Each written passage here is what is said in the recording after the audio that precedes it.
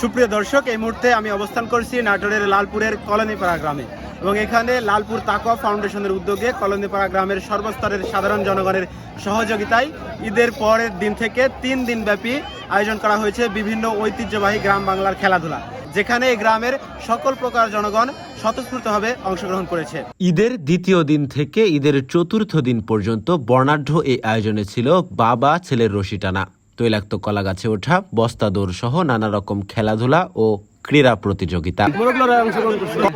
খুব ভালো লাগছে, এলাকার সবার ভালো লাগছে এবং আমাদেরও ভালো লাগছে। 3 দিন ব্যাপী আয়োজিত বর্ণাঢ্য এই আয়োজনে কলোনিপাড়া সহ আশেপাশের বিভিন্ন গ্রামের মানুষ স্বতঃস্ফূর্তভাবে অংশগ্রহণ করে। এই খেলাতে অংশগ্রহণ করে আমাদের খুবই ভালো লাগছে। আমাদের এলাকার সবাই একসাথে হওয়ার জন্য আরো ভালো লাগছে। সবাই মিলে কর্মজীবী, চাকরিজীবী, শ্রমজীবী মানুষকে নিয়ে আমরা এই ঈদ আনন্দ আয়োজন করি, এতে সবাই অংশগ্রহণ করে। খেলাধুলা ও ক্রীড়া প্রতিযোগিতার শেষে ঈদের চতুর্থ দিন বিজয়ীদেরকে পুরস্কার প্রদান করা হয়। ঈদ উল আজহার উপলক্ষে যুব সমাজকে নিয়ে এত সুন্দর যে খেলার আয়োজন করা হয়েছে, সেজন্য আমরা যুব সমাজের পক্ষ থেকে তাদের ধন্যবাদ জানাই। হাডুডু, বিস্কুট খেলা, বস্তা দৌড়, মোরগ লড়াই, চেয়ার খেলা, মেয়েদের বালিশ খেলা, বউ সাজা, কপালে টিপ করা, রশি টানাটানি, এই আর কি। লালপুর তাকওয়া ফাউন্ডেশনের সদস্যরা জানান, গত বছর থেকে তারা এই আয়োজনের উদ্যোগ নিয়েছেন এবং প্রতি বছরই এমন আয়োজন চালিয়ে যেতে চান। জুনিয়র সিনিয়র সবাই মিলে, স্বেচ্ছাসেবক মিলে আমরা এটা নিজের এলাকার মানুষ মিলে এটা আয়োজন করা হয়েছে।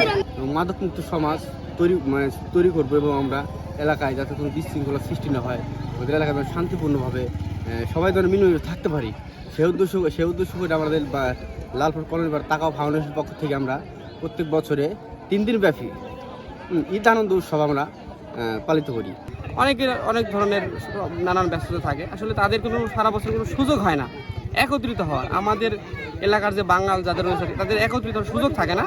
এই ফাউন্ডেশনের মূলত উদ্দেশ্যটা হলো যে এই কলোনির যত বাঙাল, কলোনির যত মানুষ আছে তাদেরকে একত্রিত করা, তাদেরকে একত্রিত করে মূলত এই একটা সুন্দর একটা পরিবেশ আমরা তাদেরকে উপহার দেওয়ার মূলত আমাদের চেষ্টা।